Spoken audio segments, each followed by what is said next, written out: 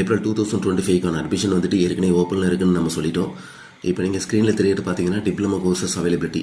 இந்த கோர்சஸ் மட்டும்தான் டிப்ளமோவில் அவைலபிலிட்டியாக இருக்குது. நல்லா தெரிஞ்சுக்கோங்க, பிஜி டிப்ளமோ கிடையாது, டிப்ளமோ கோர்சஸ். சரிங்களா? டிப்ளமோ கோர்சஸ்ங்கிறது வேறு, பிஜி டிப்ளமோ கோர்சஸ்ங்கிறது வேறு. இப்போ இதில் தெரிகிற கோர்சஸ் மட்டும்தான் டிப்ளமோ கோர்சஸில் வந்துட்டு அவைலபிலிட்டியாக இருக்குது. ஸோ இதில் என்னென்ன கோர்சஸ் அவைலபிலிட்டி இருக்குது அப்படிங்கிறத நீங்கள் செக் பண்ணிவிட்டு அந்த அவைலபிலிட்டிக்கு நேராக என்ன குவாலிஃபிகேஷன் ப்ளஸ் வந்துட்டு ஃபீஸ் எவ்வளவு அப்படிங்கிற டீட்டெயில்ஸும் அதில் இருக்குது. நீங்கள் அதை வந்து நீங்கள் நோட் பண்ணிக்கலாம்.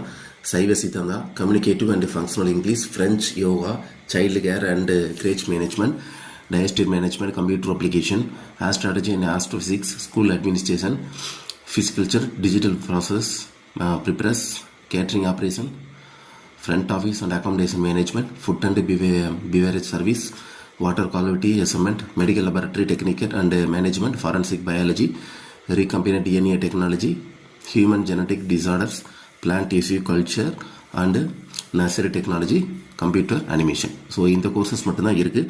அந்த கோர்சஸ்க்கு நிறைய ஃபீஸஸ் எவ்வளோங்கிறதும் அப்டேட் இருக்குது. 5,000, 6,000, 7,500, 8,500, 10,000, 12,000, 15,000. ஸோ இந்த டிப்ளமோ கோர்சஸ் மட்டும்தான் அவைலபிலிட்டியாக இருக்குது.